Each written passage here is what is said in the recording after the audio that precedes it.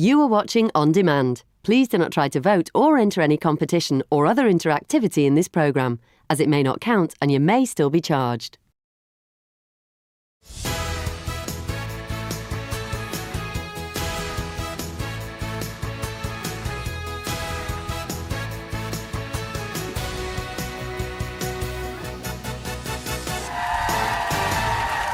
Today on your Loose Women Live, Ruth Langsford, Colleen Nolan, Linda Robson and Brenda Edwards.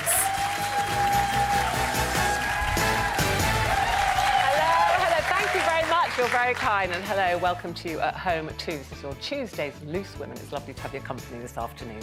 And we've got a lot for you today. After a woman's pet rooster attacked her child, she got revenge by turning it into chicken nuggets.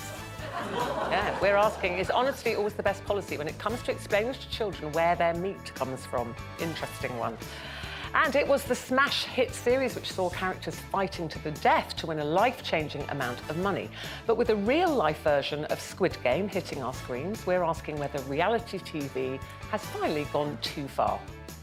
And Strictly Come Dancing's Karen Hauer and Gorka Marquez are stopping by for a special, very fiery performance.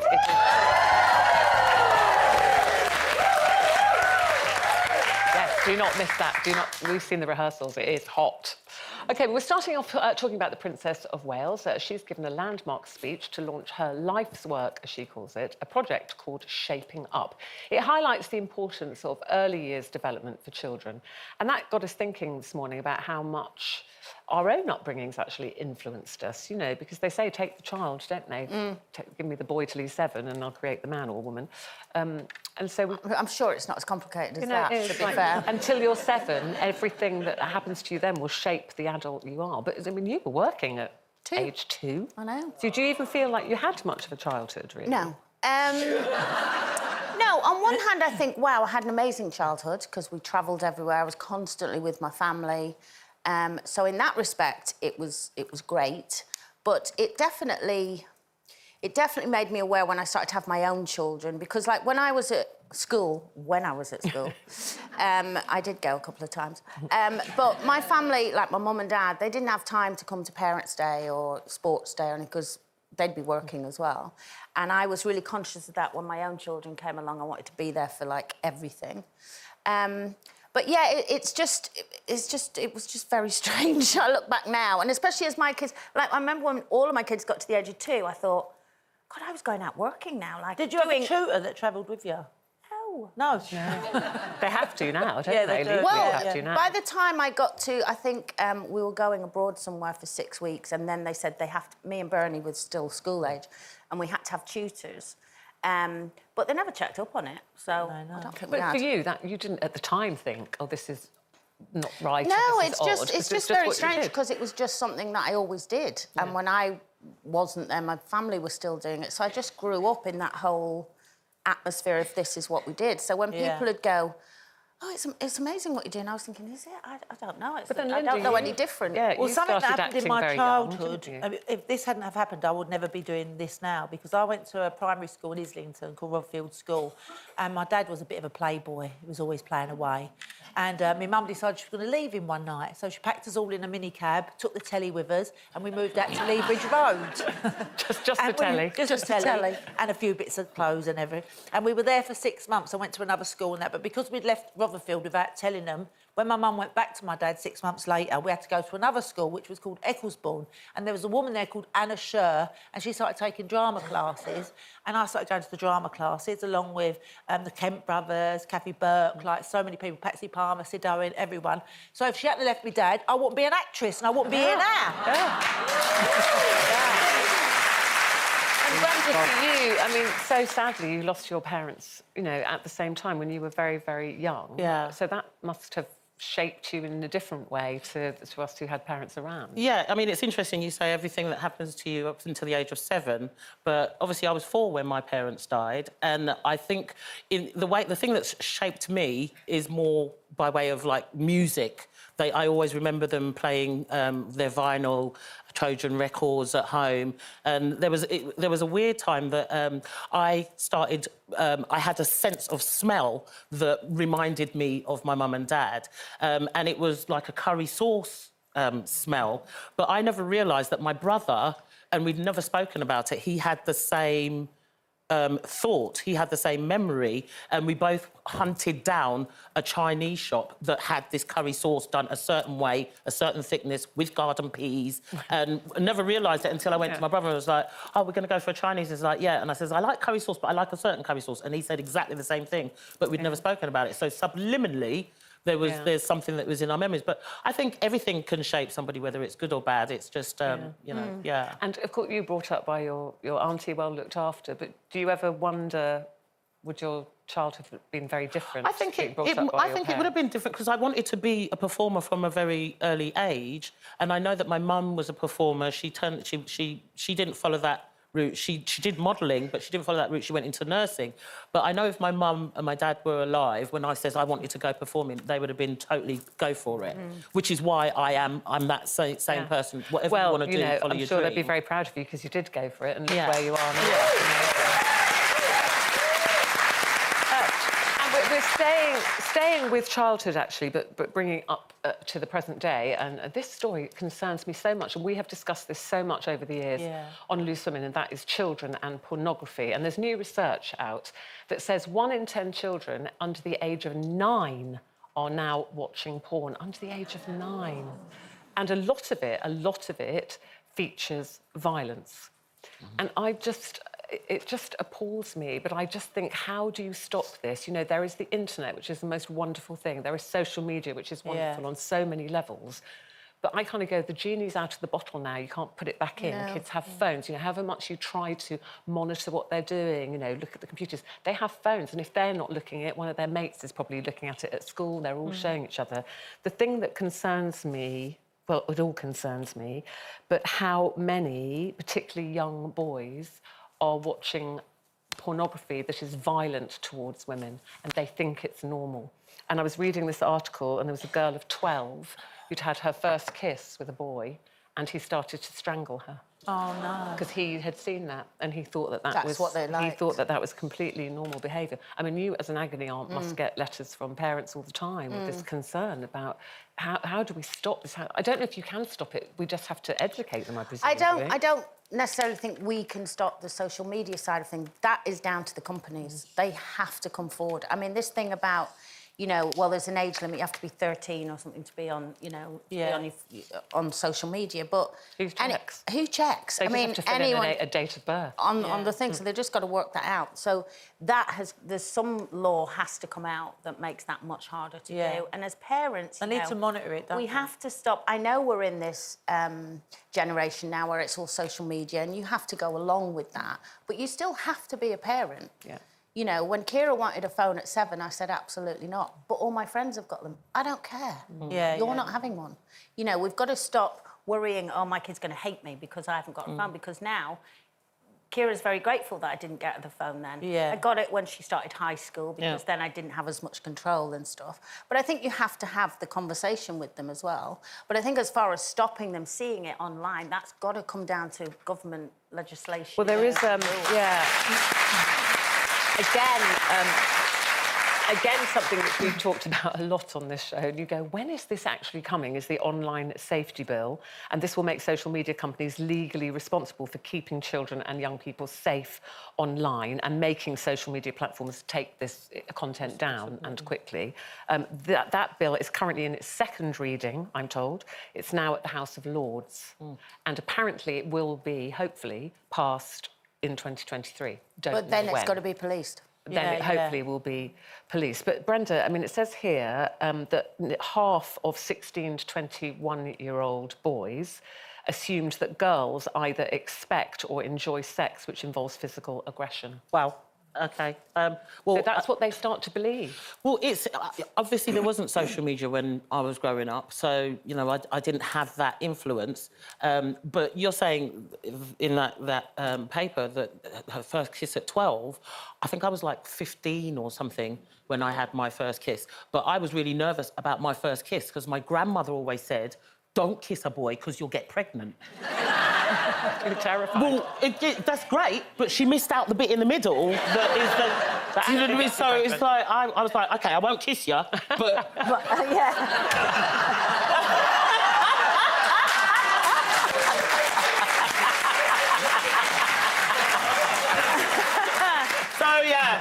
You have to be careful how you word it to kids, don't you? You've got, I mean, your children probably, you know, older, obviously, but you've got grandchildren now. Yeah, How old is Lauren Lila keeps, now? Lila's 10, she'll be 11 in March. So they're saying but kids as young keeps- as 9, Linda. Yeah, doing Lauren this keeps stuff. an eye on everything she does. She's allowed, she's got a phone now because she's going to secondary school this year, so she's allowed to go on WhatsApp, that's all. But I ended up watching porn by accident once. Oh, did you? I put in... Daddy, where you going, Linda? Because, you know, it's I was daytime. going Daddy.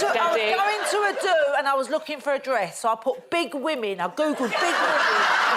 And all these big naked women come up. And then the kids come in, they looked at my history, they what have you been looking at? That's the trouble, you know, they click on one thing and then it can lead Yes, them can into I all quickly sorts- say, whoever Svetlana is from Russia, I'm not interested in a good time.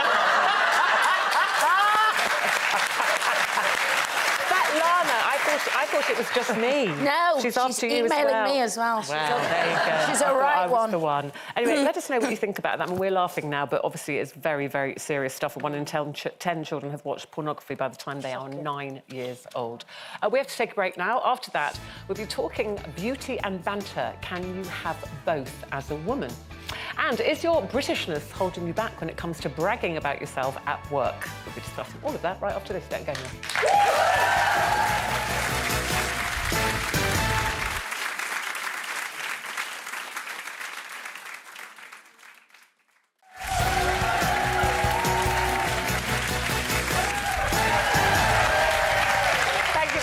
Welcome back to Loose Women. Now, still to come this afternoon, after a new reality series has been dubbed the real-life Squid Game, we're asking whether reality TV has finally gone too far.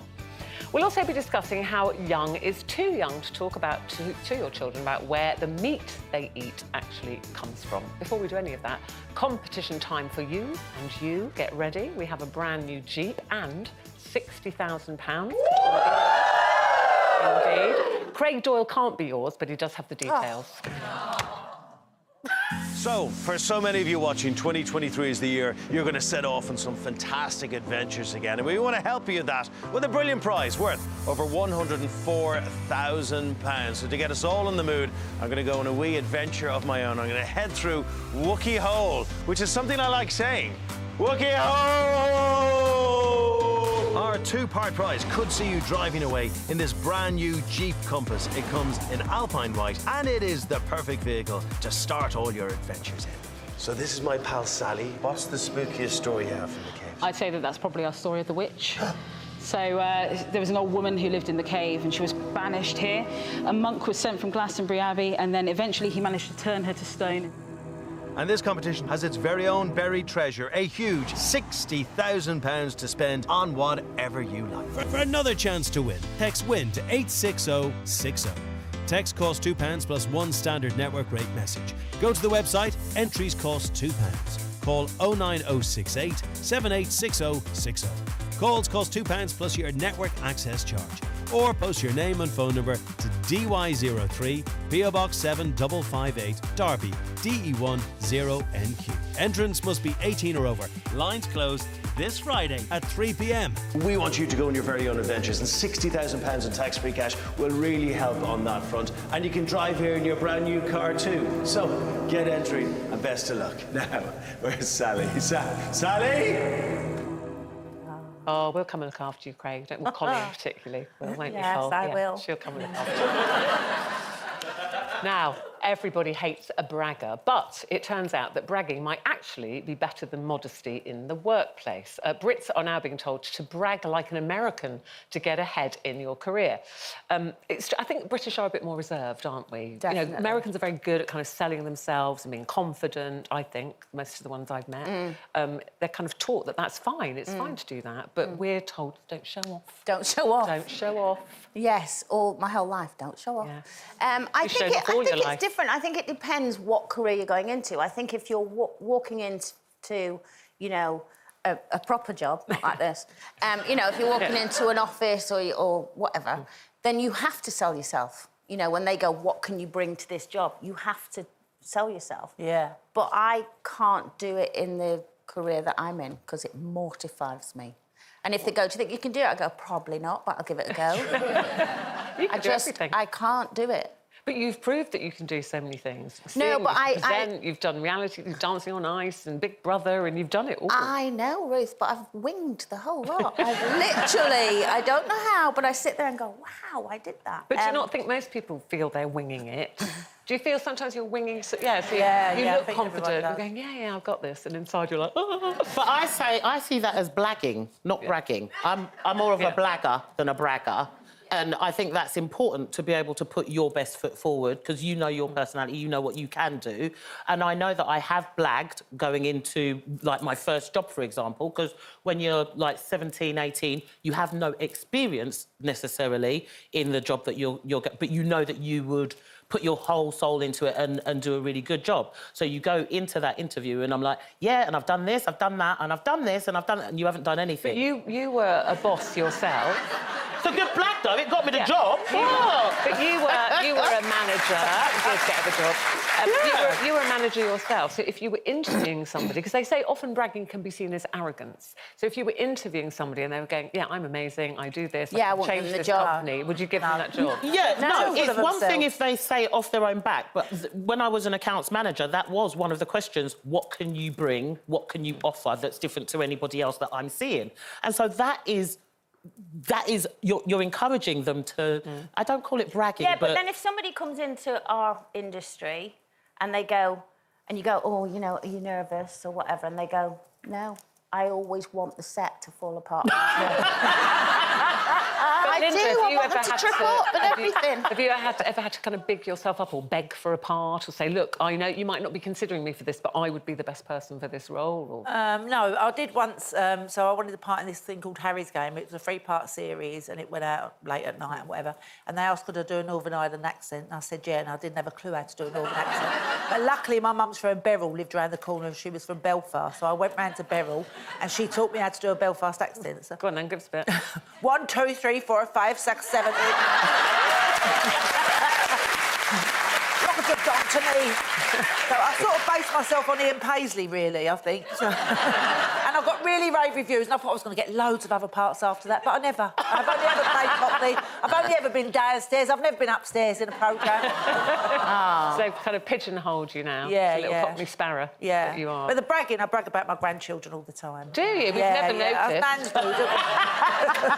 Never heard you mention them on this show. Yeah, no, I do, because I'm very proud of them. I know all nans do anyway. What about We're this? allowed to. I'll be interested, Linda, for you for this one. So the writer, Nick Hornby, he's been talking about women on screen, and obviously he writes books that turned into films and all sorts. And he says that they are often seen as either beautiful, you know, the heroine, the love interest, or funny, and rarely both. Yeah. And he based that on, he was working with Rosamund Pike, who's very beautiful, as we know, and he put her in one of his books that went into a film called Funny Girl, and she said, no one ever cast me as funny, so she was thrilled to be doing it. So have you felt I you've never been thought I was funny, stereotyped? but then I did a comedy series for about 30 years. So I obviously was quite funny, but before that, when I went into it, I didn't know anything about comedy timing or anything. But the first comedy I ever did was with Maureen Lipman. It was called Agony, and I played a secretary in it, downstairs, not upstairs. and I, at the end of the show, the director said to me, "You've got really good comedy timing." So since then, I think I've got really good comedy timing because I've been doing comedy most of my life, really. But then, would you like to do a serious part? I'd love that you to. think, oh no, she could I'd like to play a serial killer. I'd love to play a serial killer. I'd love to be in Happy Valley. How brilliant is that? I mean, we all know that Colleen is very funny. You're very funny, you're very witty. so 1 out of 2 ain't bad, Brit. You two That's things, what she's you know. saying, old Kermit to my right here. I'll just be Miss Piggy sitting next to you. I was going to say, you've got the comedy, but the look... Yeah, we'll work on the other. No, but do you feel that you have, you know, that women are often, you're either the beautiful one or you're the singer or you're the funny one, that sometimes you can't do all of them? Well, I think... I don't know if I necessarily... I kind of agree with him and I kind of don't, because equally there's somebody like, for instance, you know, Sandra Bullock, who's, I think, gorgeous and funny yeah. and has been in very serious stuff as well. It's just all-round brilliant. So I do think it does happen out there, but I do think, and especially here, I hate to say it, not here, but in this country, I do think you are kind of pigeonholed, because if you're the wrong size, you can't be the lead role, you have to be the funny role, or, you know, Dawn French, who I think is beautiful, a good actress and funny. I don't think they'd ever cast her as the main love interest, unless it was a comedy one. Yeah.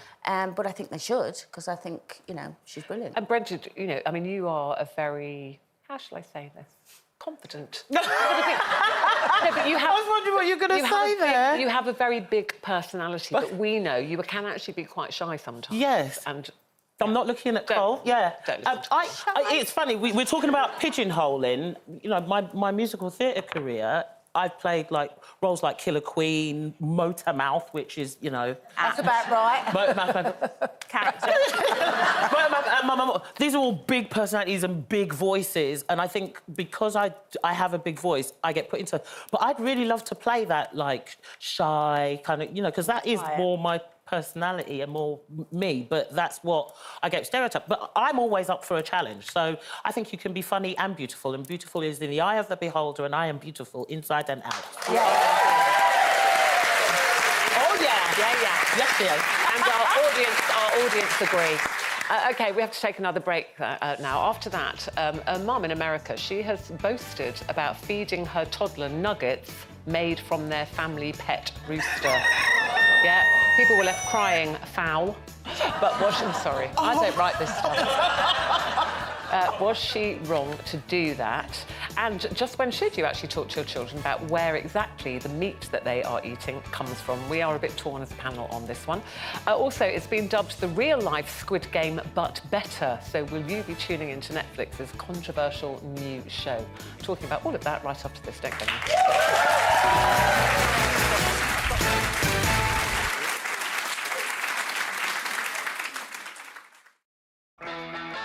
Tomorrow, he's definitely top of our class. After 15 years away, Adam Thomas is returning to school. Come here. Back to where it all began. Come on, mate. And reuniting with his old French teacher, R. Denise. Adam Thomas, tomorrow at 12:30 on Loose Women.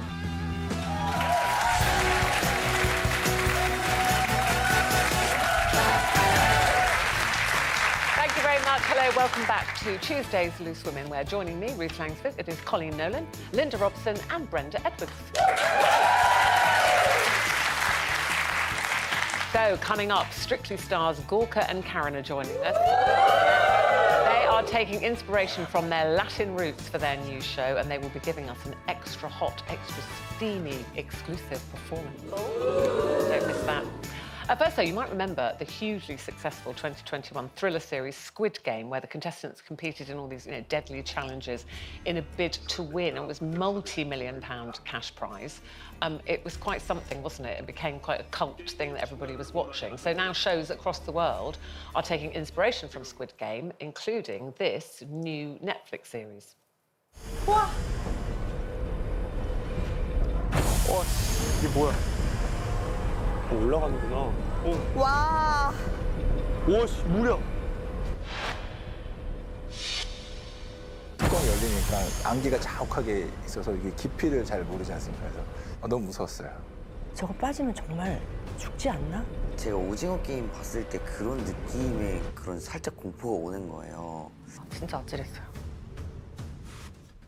That looks hard, doesn't Oh, it? that looks horrible. That looks horrible, and they're going like, how deep is that water? What's in that water? But that's the whole point, isn't it? Is that the fear. It's the fear and the build-up. You don't know, there might not be anything ghastly in that water. And it's Might be just a deep fire enough. underneath them. Could be anything, Linda. Yeah. But that does beg the question: why do people want to do it? These reality games get more extreme and more extreme, but Squid Game was huge. It's huge. wasn't My it? kids loved watching that, and I never could watch it. I didn't like the whole... It just made me uncomfortable watching it. But I don't know. I mean, don't get me wrong, I always say this about reality. It's ridiculous. I'm not watching it, and then I get fully involved and don't miss an episode.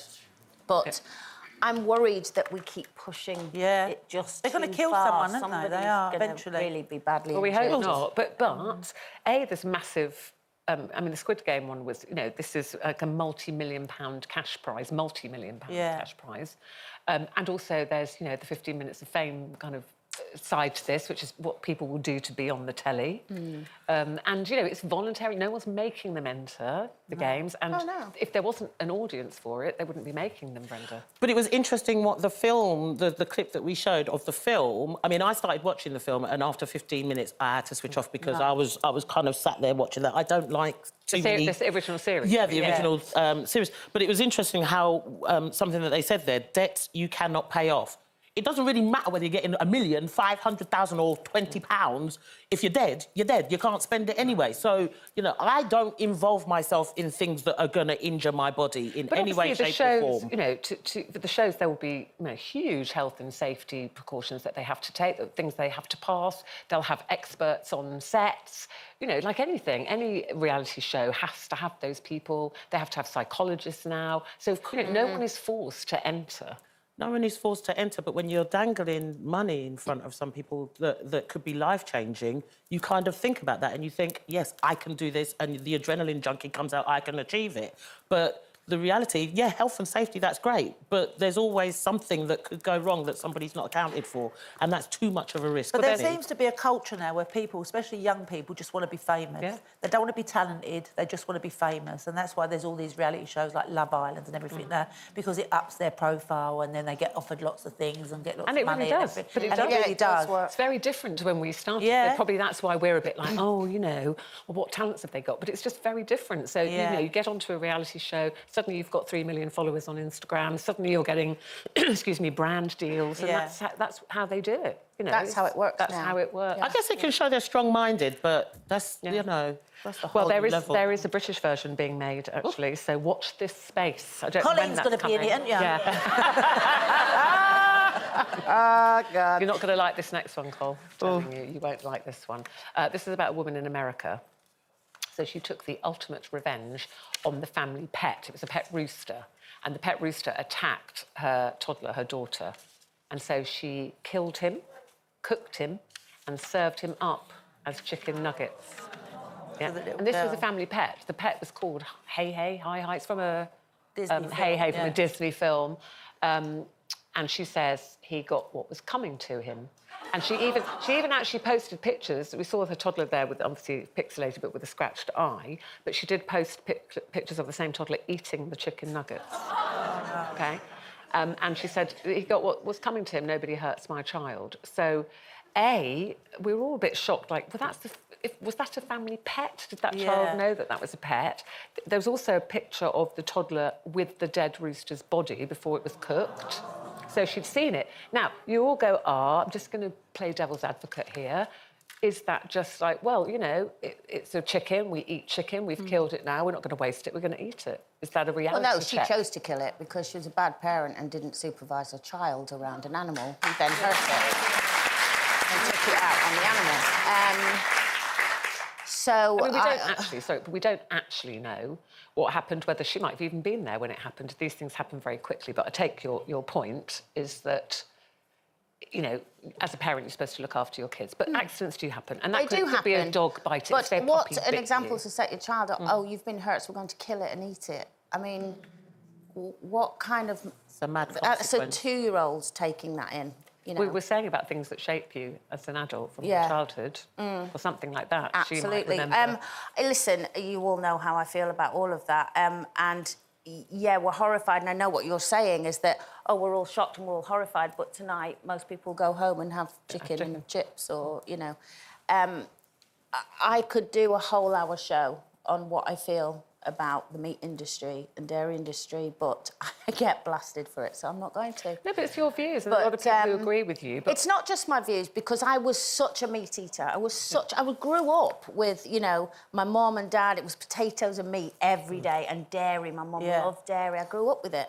But as I got older, and again, because of social media and the internet, I was able to find things out.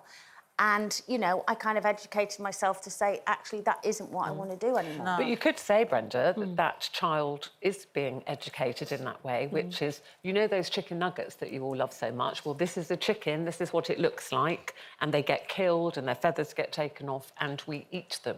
Because I think now food is very But that sanitised. isn't what happens, that's my problem. No, but there's mass production. But, I mean, if there are people who maybe are farmers or have small holdings, they keep pets, a pig or chickens, and eventually they have them slaughtered and they eat them. So is that wrong? Maybe that child is getting that. I don't think that side of it is wrong, as long as it's explained the reason why. You don't want that child thinking, as Colleen said, that rooster died because it harmed you. But understanding where your food comes from, I think, is important. When I was growing up, food it's a big way of our life of giving back and you know, making someone feel loved with the food that you give them, because you prepare it with love. But when, you know, in my day, there wasn't so much talking about vegan food and vegetarian food. And it wasn't. So that was how I was raised, and that's what I knew. And now I've come to know things different, but it's probably a bit too late. But would, you know, should children be taught more, Linda, about actually where their food comes from? You know, what's in a fish finger, what's in a, you know, a sausage, what's in a chicken nugget? How does it get there? Because you tend, like, when you're younger especially, you just tend to eat things you don't even think where they've come from. But I went to a Morrissey concert years ago, and my son was the biggest meat eater, and so was I, and we saw a film of animals being slaughtered, and he said, I'm never eating meat again. I said, oh, shut up, wait till Sunday and we get the lamb out and that. He's never touched meat since then, and he doesn't have dairy either, and his skin is amazing, honestly, because he had the worst eczema. And I'm vegetarian now as well, so I don't eat any meat anymore. I do cook it for the family, but I just choose not to eat it. Well, we did ask you, excuse me, should we be honest with kids about where meat comes from? And 96% of you overwhelmingly say, yes, we should be honest about where it comes from, and then they can make their own mind up, exactly. can't they? Just make their own thank you very much for getting involved. We love to hear from you. We're taking a break now. After that, look who's here. Look at the gorgeousness. Strictly's Gorka and Karen are here. Not only that, they will be giving us a very fiery performance from their new dance show. Do not miss it. See you in a couple of minutes.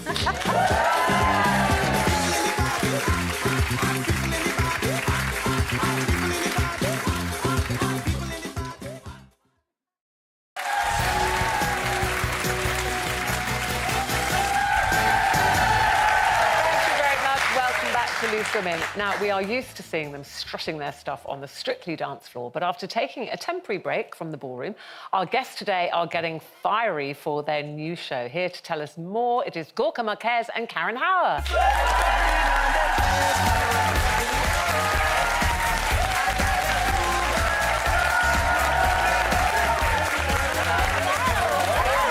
Hello again.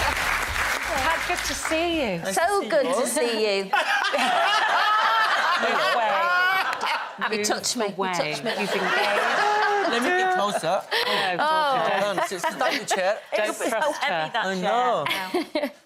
Let's talk about Fire Dance straight away, OK? Because we can talk about all the other things later. So this is your third tour together. Yes. Because one was cut a bit short, wasn't it, because of COVID? Yeah, we only did about 6 performances, and then the pandemic hit. This keeps swiveling around. I kind of keep going. But it's strictly swivel. Yeah, so we only had 6 performances, and then we got cut short. But then last year we did a comeback, and we brought Fire Dance to everyone, and it was brilliant, and everybody absolutely loved it.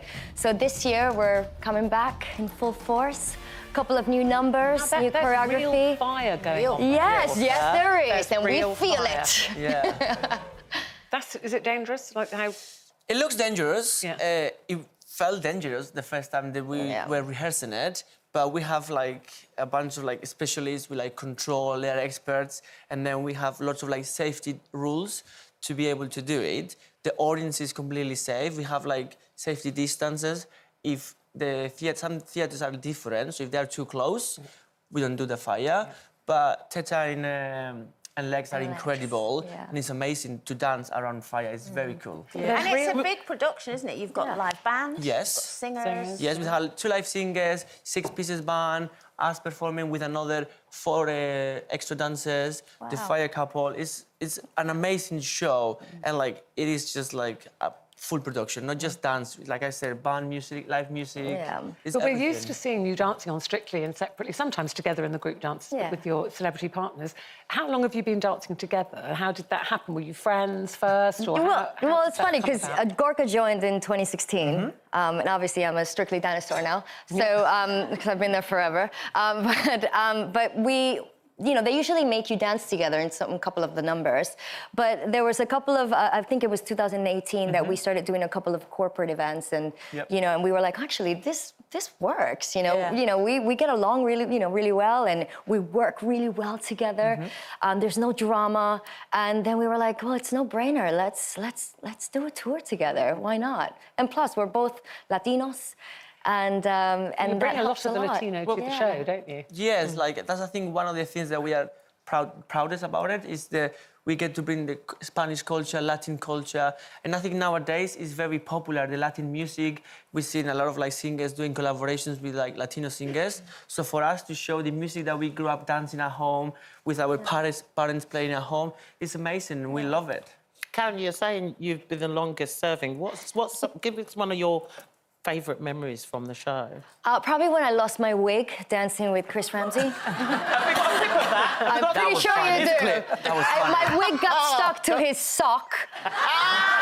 We were dancing to the Backstreet Boys, as you do, a samba as well. And then at the end, it literally just flew off. And then I think I kicked it and I threw it at Shirley.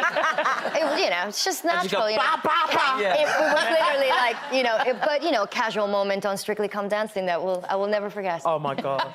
I have another favourite moment. Uh-oh. You've got one. Yes. What? Antons and Ruth passed it over. Yeah, thanks for that. But we fell over. I didn't fall, remember, Gorka? No, it was Anton. He fell and How pulled long does it take for you to put a show like this together? I know you've got so much experience, but who does the most decisions? Is it a joint thing or is it... I think that's why we work together so well, because we are a good team, and we sat down and we share our ideas, visions, and then we have a great choreographer, Nathan Clark, with the Stuart, the producer, and we all get together, brainstorm, and just get the show together. And to be honest, to put the routines together, we only have like 10 days. Yeah. So it's very intense period of like training from 9 a.m. to 6 p.m., 6 days a week, and then we are on the road. We were talking earlier, I don't know if you could hear us backstage, but we're talking about how, your early years, your childhood shapes you. Do you believe that you're from Spain, from Venezuela, so was music in the family, was dancing in the family, did that shape you? 100%. I have memories of like my mum on a Sunday cleaning the house, making lunch, playing Gloria Estefan and Celia Cruz and salsing around, and I was like following her like...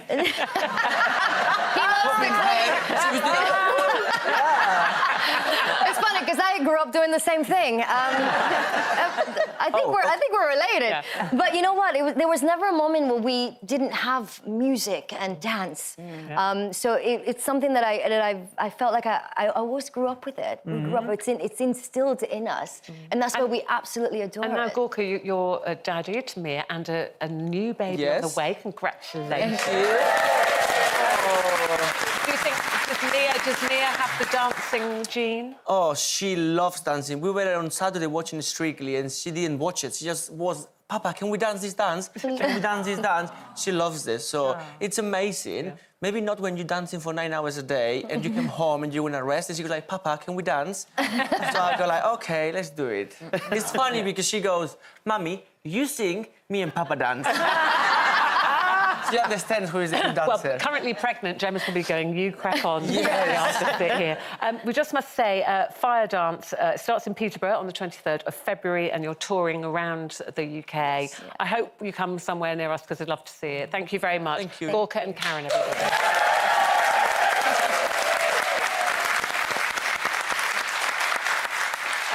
So Gorka and Karen are going to get into position for the performance. Just time for me to remind you about today's competition. Your chance to win a 2-part prize package worth over £104,000. Here's Craig with all the details for you. I've got a chance for you to win big with ITV. Yes, this double prize package is guaranteed to make your 2023 a year to remember. It all starts with a bank-boosting £60,000 that you can spend on whatever you want, and it's totally tax-free. And don't worry, if the old family car is letting you down, we've got it covered with this. A brand new Jeep Compass, the plug-in hybrid, is worth over £44,000. But what does it really feel like when those dreams of winning with ITV come true? Oh my God! I'm going to cry. You don't know what this thing is doing. Oh my God! I might give you a wee call back because I might need to go and sit down. Our double prize, worth over £104,000, is waiting for one lucky winner. For another chance to win, text WIN to 86060. Text costs £2 plus one standard network rate message. Go to the website, entries cost £2. Call 09068 786060. Calls cost £2 plus your network access charge. Or post your name and phone number to DY03 PO Box 7558 Derby DE1 0NQ. Entrance must be 18 or over. Lines close this Friday at 3 p.m. Best of luck.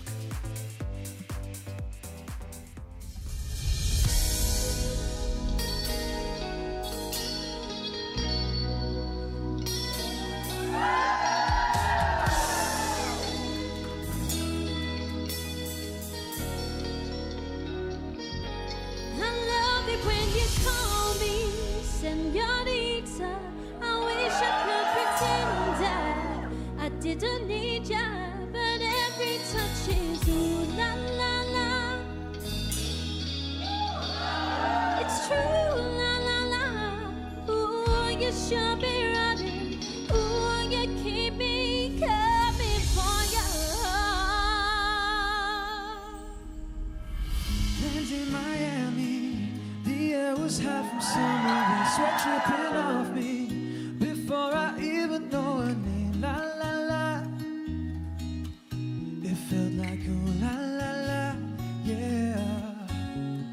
Sapphire and moonlight, we danced for hours in the scent tequila sunrise.